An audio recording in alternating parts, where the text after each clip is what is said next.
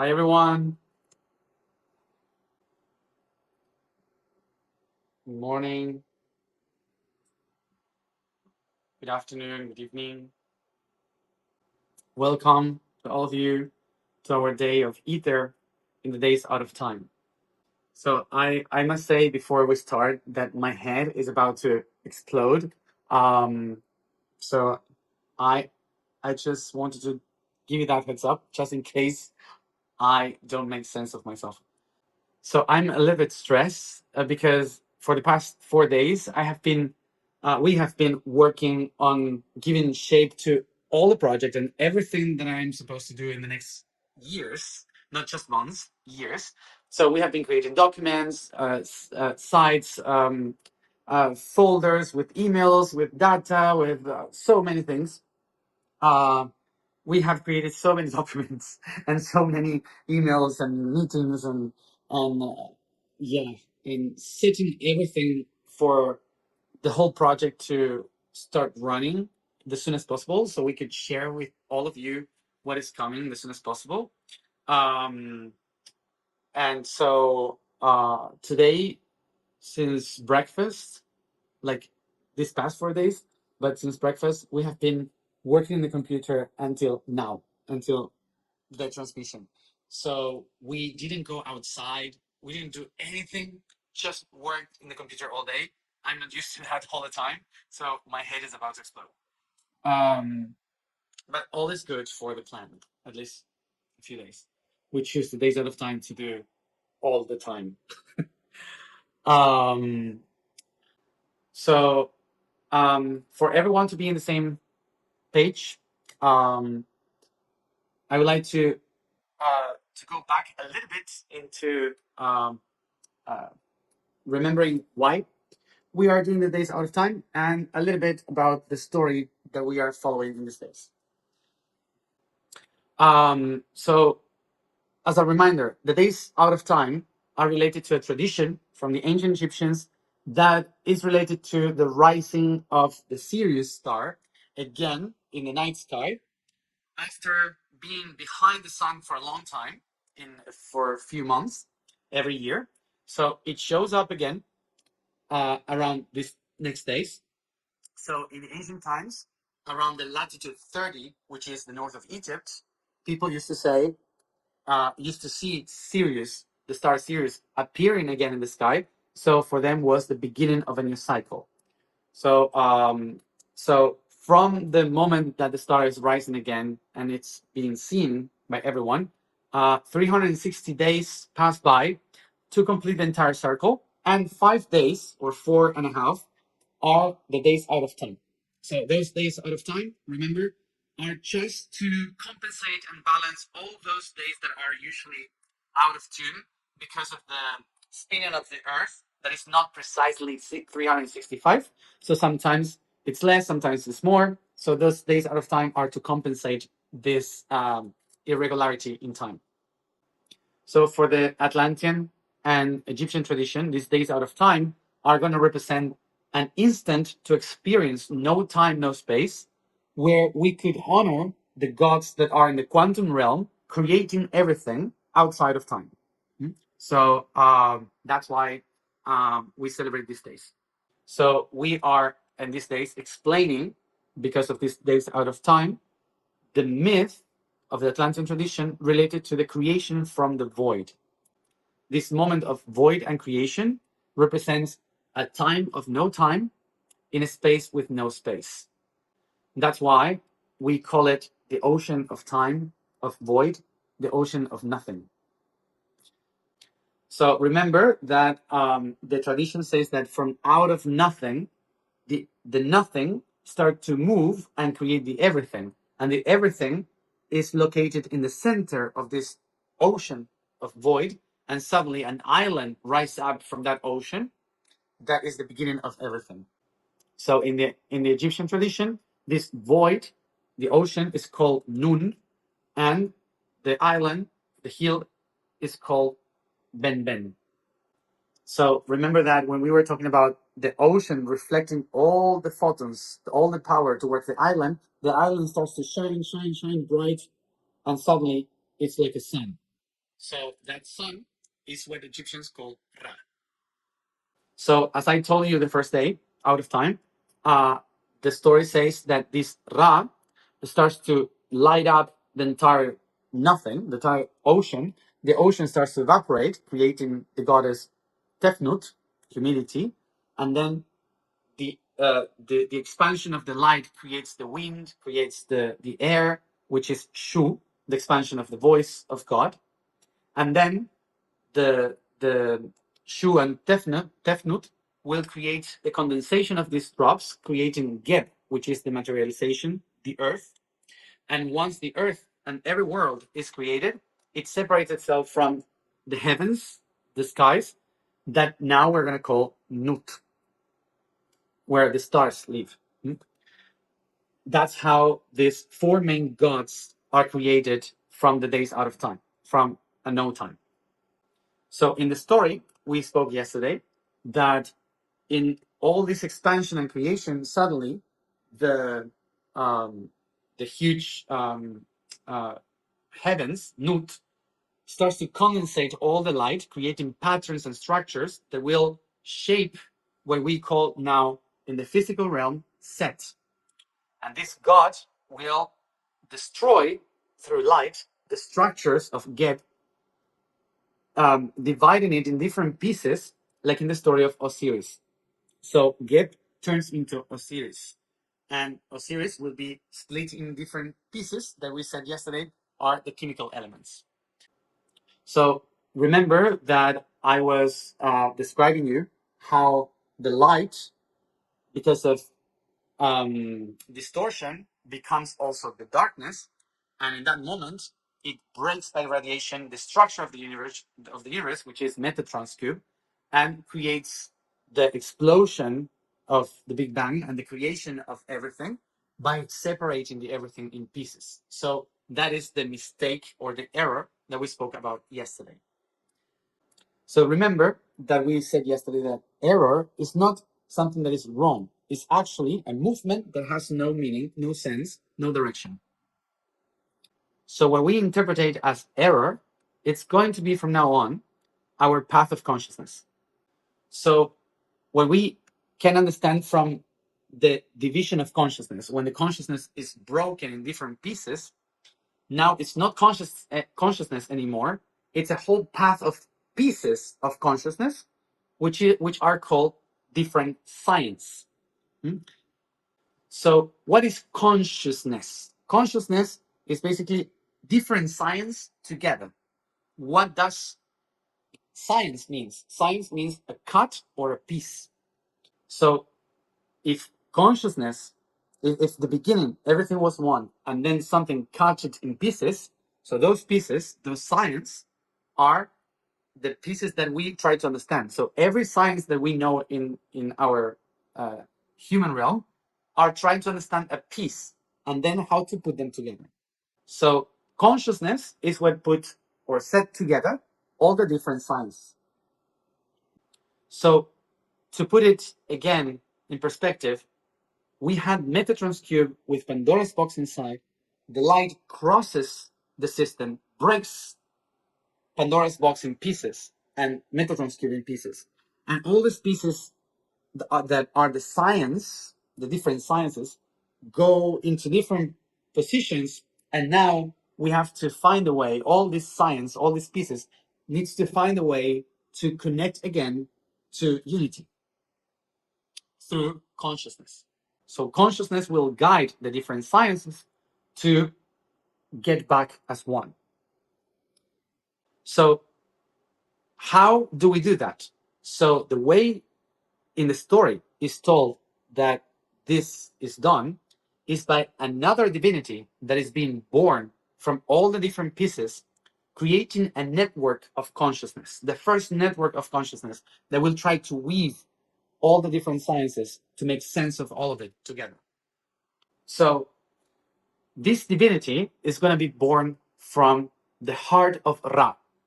Ra, the sun, the light that shines for everything, that created everything, now will try to make sense of everything to repair its heart that was broken, which is the rhythm of all these pieces that is out of tune. And from its own heart, it's going to create something called logic. And the logic is going to try to weave all of those different pieces together again. And from there, a new divinity is being born that we call the logic, but the Egyptians has as name Thoth. Todos conocen a Thoth, me imagino. Everyone knows Thoth for sure. Porque obviamente es el jefe de todo lo que estamos haciendo ahora. Because of course you should know Thoth because he's the boss of all of us that we are doing this process right now. So who is Thoth? Thoth is the god that also was known as Yahuti, also is known as Hermes. And this god is the one that will try to understand each one of the signs, which means every piece of Osiris, and will weave them all together as one with logic. So one of the main things that Thoth will do is to try to find out what are the things that all the different pieces of Osiris have in common. So what Thoth does is to try to find what is the thing that is repeated and makes sense in each one of the different sciences. What are the things that connect them all as one? And when he found what are the common things between all the pieces, he called them law. And the laws are gonna bound everything. So that's the origin of what we call the universal laws, or the 7 universal laws of the Kybalion of Thoth. So the 7 laws of the universe are gonna be the points in common that will unify all the pieces of the universe. So the story says that Osiris was divided in 14 pieces, which is like 12 parts of the body. And then you have the head above, north, and the south, and the feet down. So that's why we can relate Osiris with our own physical body. We are a reflection of Osiris. So our body, as we spoke yesterday, we have different organs, glands, parts of the body that are fragmented and going to different directions, different storylines or whatever.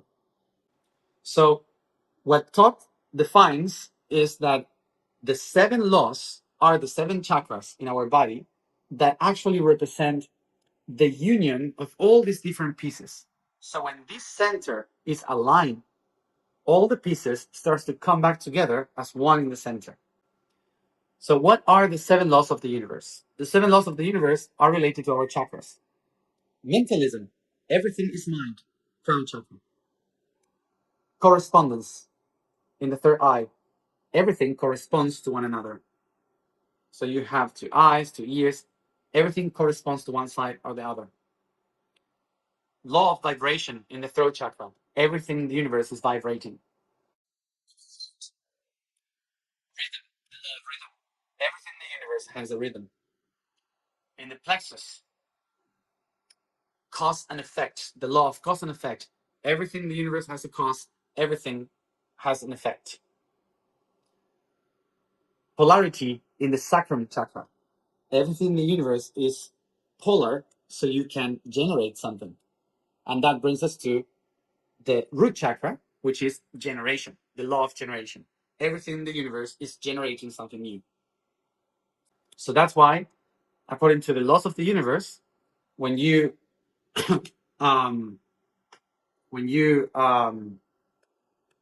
have all the pieces around, if you accomplish each one of the laws and you live accordingly to each one of the laws of the universe, all the different pieces that have been spread around, now they're going to be pulled again to the center and will find coherence. That's why the laws. So Thoth, in order to connect the different pieces of the universe, needs to understand each one of the sciences that shape the body of the universe. So that's why it starts to search for the laws of the science of music, architecture, math, um, thermodynamics, nuclear, biology, all the different sciences that you can think of, the different pieces um, of that uh, science, of that universe, they all start to have coherence to one another. They all start to bound through the seven laws of the universe. And that's why Thoth becomes the god of wisdom, because it needs to understand each part of the everything. So that's why in the history, in the tradition of Greek mythology and Roman mythology, which is Hermes and Mercury, this same god is the messenger of gods, which means that he travels from one piece to the other, from one divinity to the other, trying to message them, weave them, and let them all know the messages from the others. So everything is connected. So if you pay attention to what the ancients thought about the god Hermes, Thoth, what you see is that he was the messenger of gods. He was the physician. He was the alchemist. He was the um, the builder of the pyramids. He was the mathematician, the musician. Um, he was everything basically. He knew about everything. The one that invented this, the writing, the scripture, the hieroglyphs, all of that was invented by him. So the reason why is because he came from the heart of Ra itself to weave and make sense of all the different pieces. And because of this, he's the creator of the planetary network, which means the master of the sacred geometry. So he's the designer of the geometry, um, and and uh, and the designer of the essence of the structure of everything that creates us, that creates what we are.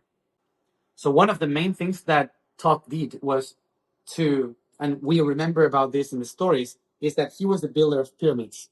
But actually, what he did was to not just build the pyramids, he wove the structure on how to connect each one of the pieces through temples, pyramids, nodes, everywhere around the world, creating the network of consciousness. So that's why Thoth was not just one person. It was a group of people that study everything and that put all the knowledges together as one. So that's why we should not think about Thoth as a priest or someone that lived in the past that knew everything and did everything, but actually as a consciousness in the divine of no time that was that it's downloading itself through the minds of everyone that is studying the science, and that then find a way to put all the pieces together as one thing. So that's why I consider that all the people that we are connected to Thoth, what we are doing is just to connect with a divinity that is downloading different pieces to push us through different science to connect all of them together through consciousness.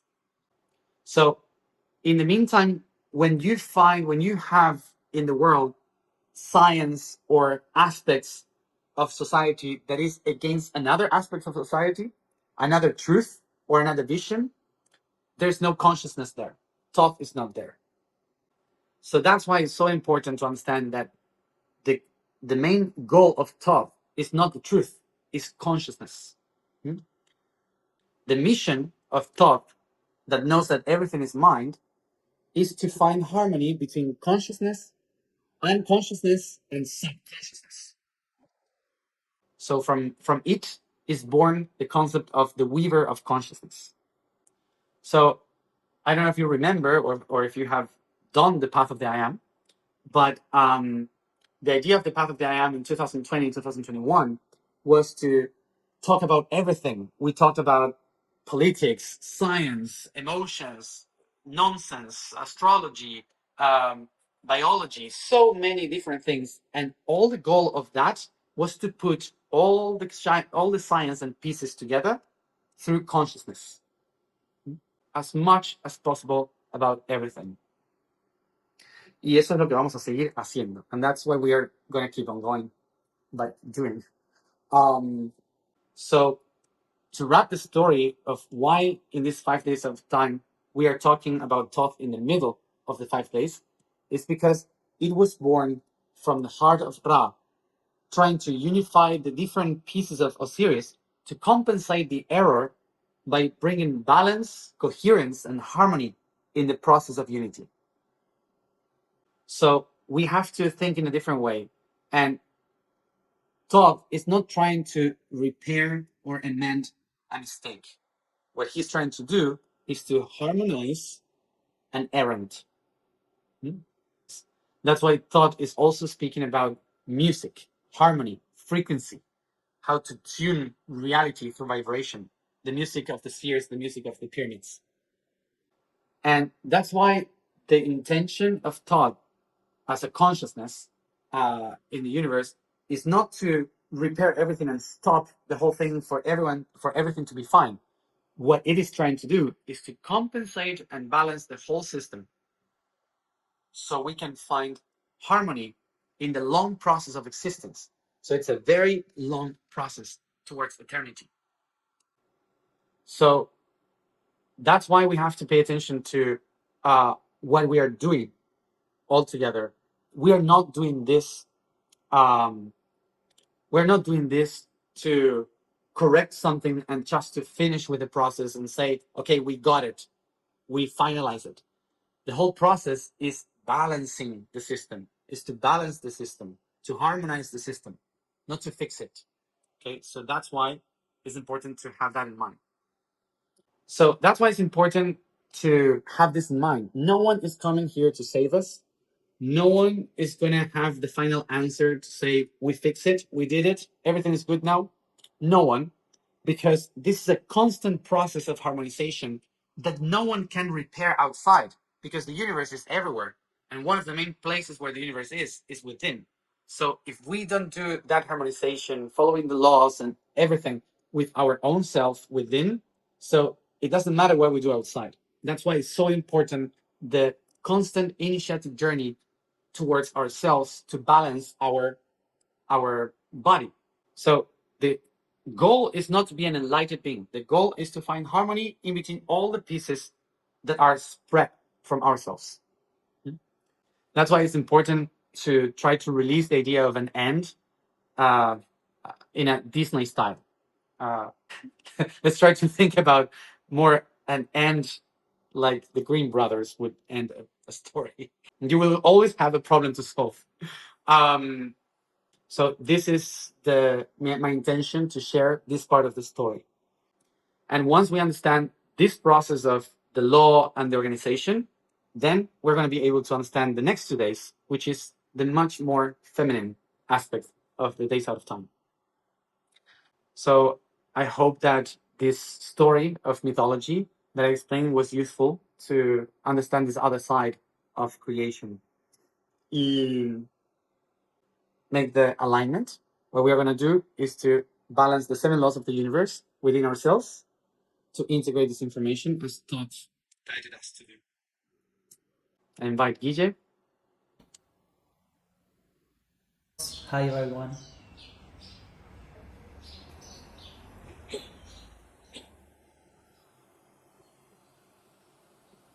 So let's begin with the alignment.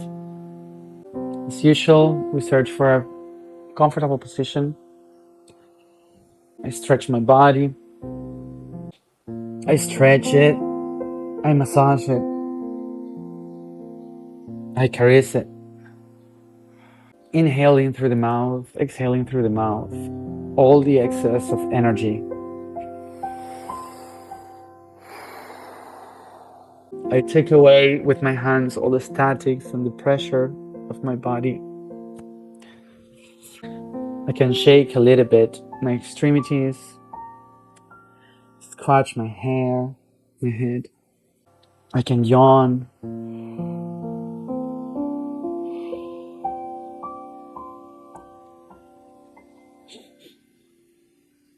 Sigo estirando. And until I find my right position, I keep stretching. And when I release all the tensions from my mouth, I can breathe just through the nose. I inhale and exhale through the nose, deeply and smoothly.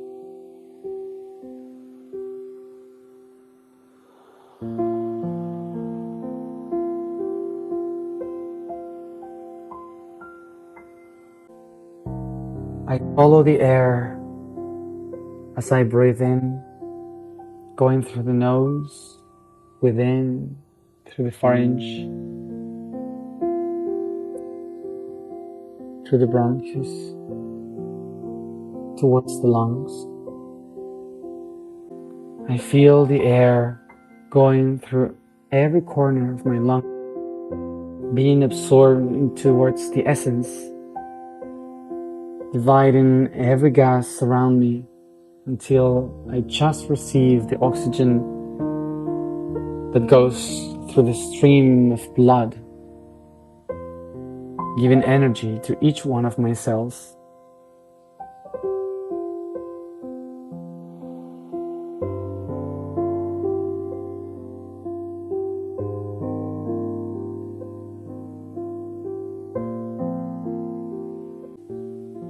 And this oxygen that travels with the white and red cells through the streams of my veins and artery, they fill up with energy every corner of my body, of my brain, my glands, my organs.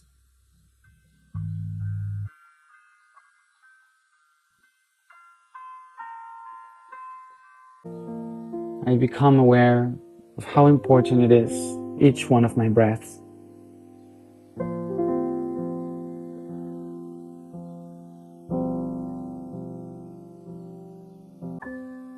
And I recognize something very important, that all this journey that I am going through, I am making it with imagination.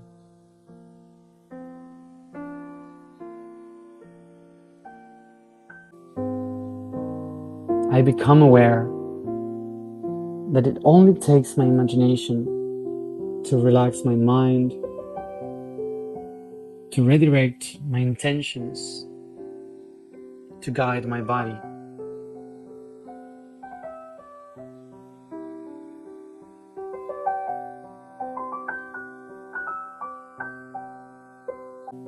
An idea is a pulse of light.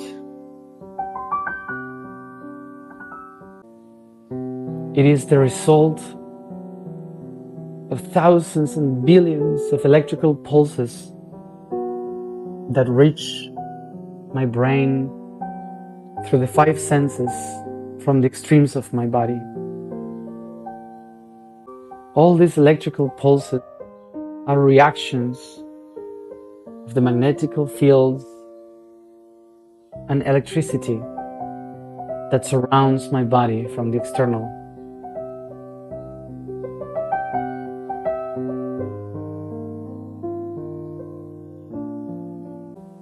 This indicates that everything that is around me is a perception of my inner world. And I can comprehend that all that makes bad to me, that hurts me and confuses me from the outside, only speaks about the confusion in my inner world.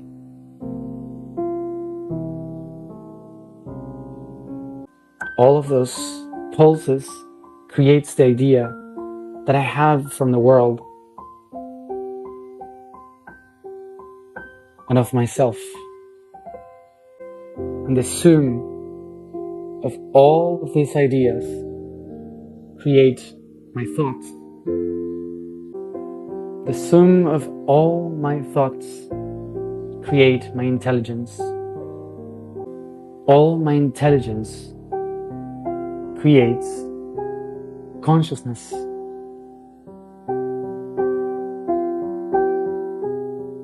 and all the consciousness from everything that exists together creates the mind. The mind is a great network of consciousness. This is the first law.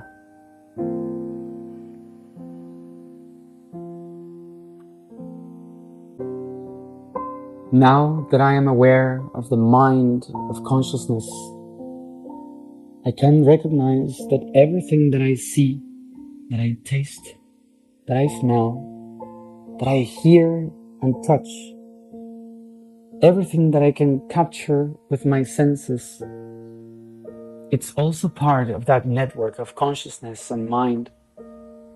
So whatever I have within corresponds to everything that is outside, and everything that I receive is within. That is the second law of the universe: correspondence.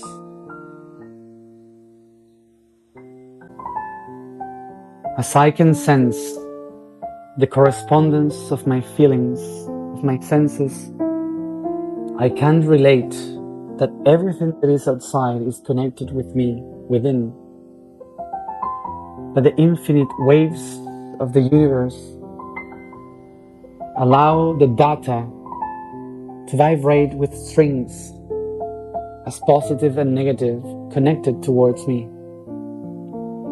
I realize that I am the extreme of an instrument with billions of strings.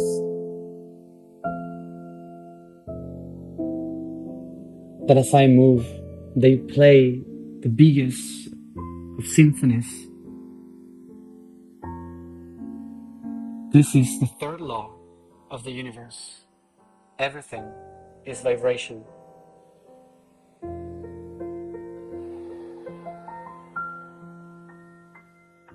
Y conecto con el corazón. As I recognize the huge network of the mind and how it corresponds to every string of vibration, I can sense the resonance between every heart and mind around me.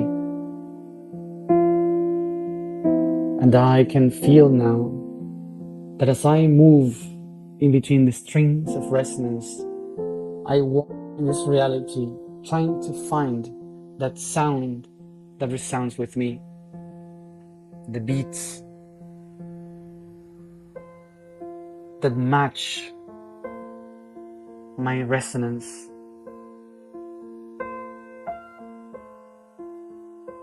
As I leave, I search for those hearts and minds that are resonant with the rhythm of my heart and my mind, so I can live in harmony,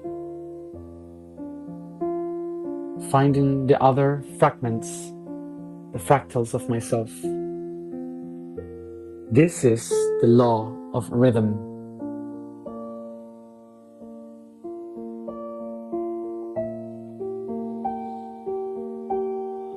Take a deep breath. As I walk through life, trying to find the rhythm of my heart through the resonance in the infinite and vast correspondence of mind, I move and pull the strings of vibration everywhere where I go, becoming the cause of every effect of everything that happens around me. I am the cause for everything.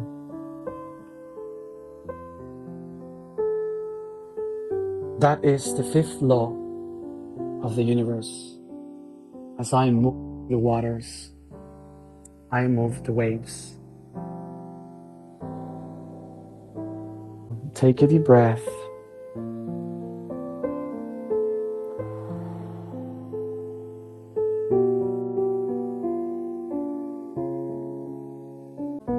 As I move through the waves of my cause and effect, I create high waves and low waves, some of them in the dark and sun shining in the height.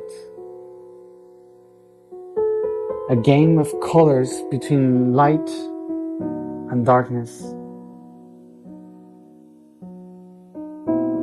of positive and negative, that creates an infinite rainbow of options.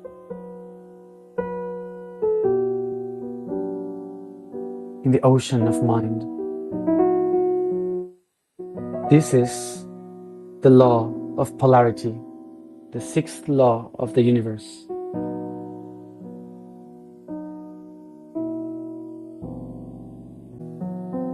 All these games of light and dark enables me to perceive creation.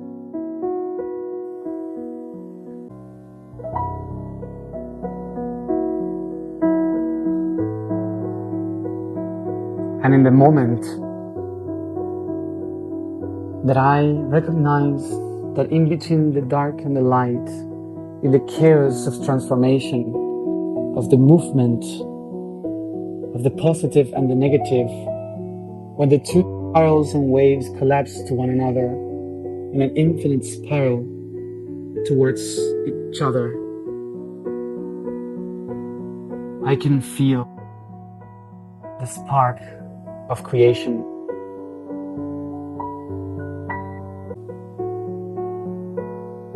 As I walk in the chaos of polarities, I manage to use all the forces to bring them to the core of myself.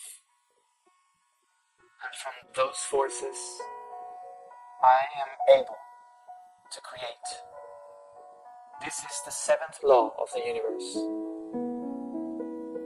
Generation.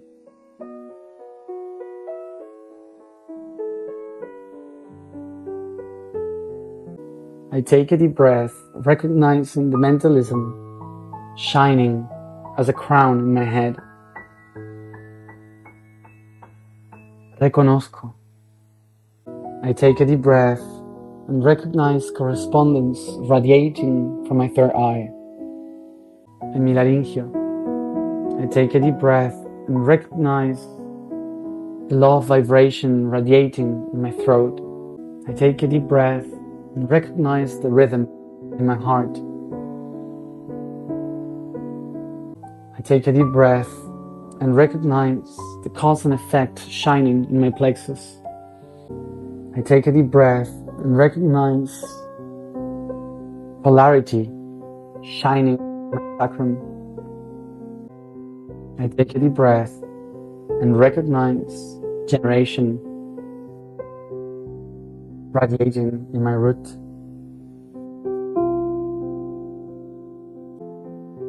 As I recognize the seven laws within me, I can start to balance and reconnect the network of consciousness that expands from me.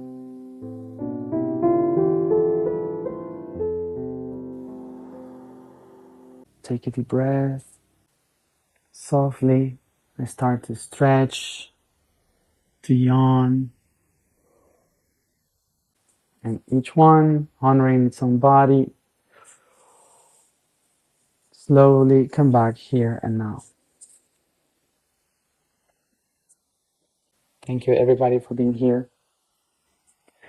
So we keep going with the story.